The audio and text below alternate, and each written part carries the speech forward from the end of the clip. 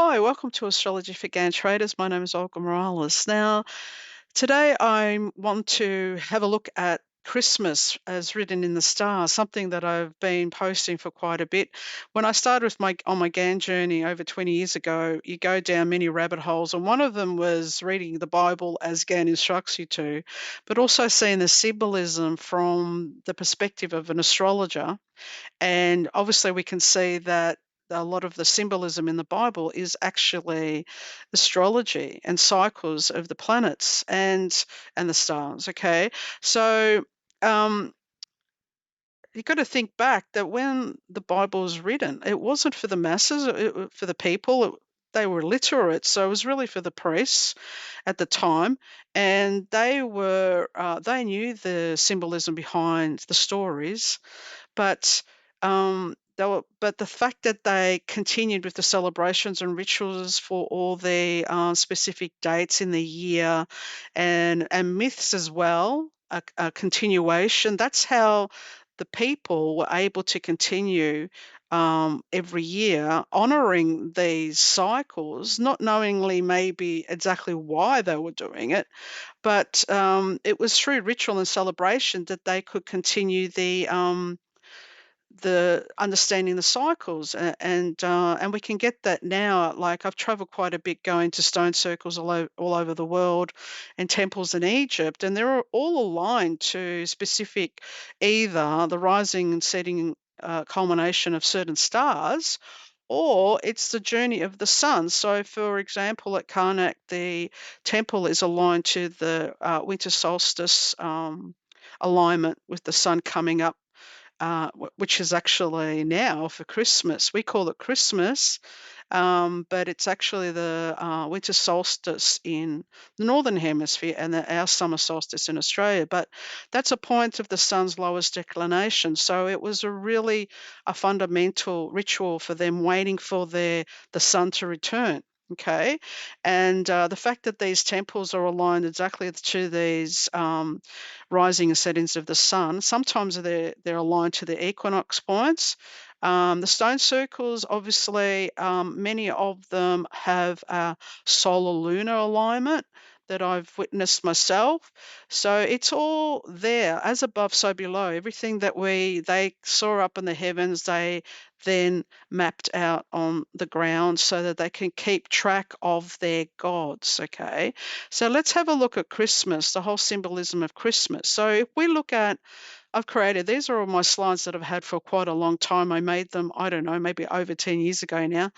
And if you look at it at midnight, this is a chart set for midnight. Okay, you can see that the sun is at 3 degrees of Capricorn here. It's not very clear, but so at midnight on the 25th of December, the sun is at 3 degrees of Capricorn, the point where it is born again. Okay, after the solstice, 3 days. Remember that Jesus does 3 days. There's lots of stories about 3 days being in the tomb. Okay, turning northbound and declination, and it's opposite the star. Opposite this point is actually the brightest star in the heaven, which is Sirius.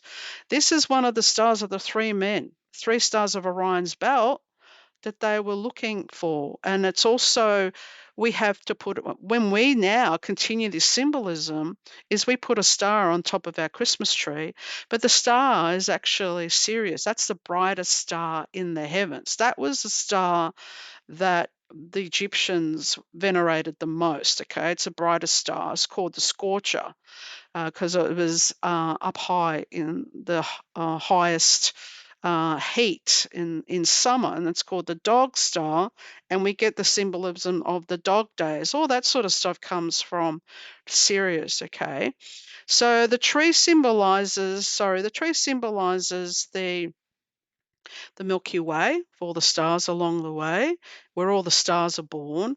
And we hang balls on our trees to symbolize all the stars and the planets. Jesus was said to be born of a virgin. Well, you can see once this alignment, this chart for midnight, you can see that Virgo is rising. Okay, so he's born of the Virgin. And also at midnight in the stars of Cancer, okay, up here, which I'll do the next slide, is a cluster called the manger.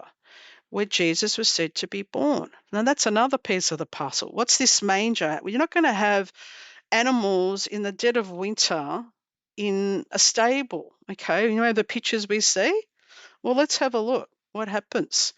Away in the Manger, that's a song that we have, okay? So at midnight, 25th of December, you can see at the top, at the midheaven, okay, is a star cluster. It's Cancer up here, and it's called the middle star is called the Manger. Sorry, I'm going ahead of myself. The cluster, and remembering that, I just wanted to bring up that Cancer is considered the gateway of men. This is where we ascend, through which souls descend into the earth plane. Whereas Capricorn, which is the opposite sign, is where considered the gate of the gods, where souls ascended back to heaven. So Cancer and Capricorn are the hinges of the earth. Okay, that's why if you're into Masonic symbolism, which you do get into if you get into Gann, is that Masonic law, St. John the Baptist is said to be born on the 24th of June, which is the summer solstice, opposite to Jesus on the 25th of December, which is the winter solstice. So this is this whole pattern. It's not like just a random story. They're based on this cardinal cross here, but also to do with the travels of the sun, the declination of the sun, the swings of the sun. It does a sine wave. Okay. Now, away in the manger, no crib, near in the heart of Cancer is a crab, is a star cluster M44. It's called the beehive. Okay. Or in Latin is praesepe, which translates into the manger or crib. The beehive is everywhere in Masonic law and rituals. If you haven't seen that, you should look it up. If you know Italian like I do, I have Italian heritage. Um, in Italy, they've got it's called il presepio. Okay, so they've got the whole display of the nativity scene, and of course, there's always a star at the top. Okay, and on the other side of the manger are two asses, two donkeys in the manger where they're said to be baby Jesus. The story is symbolic of the culmination of the stars at midnight at the winter solstice when the sun, and then we say sun, was born again of the Virgin. Remember, Virgo is rising on the horizon at that time.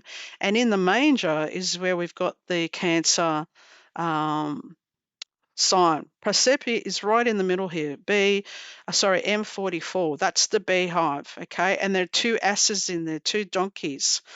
One's in the south and one's in the north. Okay. Borealis is north, Australis is south. So that's where all the symbolism, and it's when you get into the Bible and the stories. I mean, there've been many books written about it. I'm not obviously the first one, but you get a different perspective of what the Bible's all about. It's actually astrotheology, and that's why Gann tells you to read it, because he says that there are things in there. There's one scene part in the tunnel through the air where he said he didn't believe the way the preachers were teaching, and so he knew beyond that. Okay, so this doesn't take anything away from Christmas. It restores it. Okay, it reminds us that the story is cosmic, cyclical, and eternal.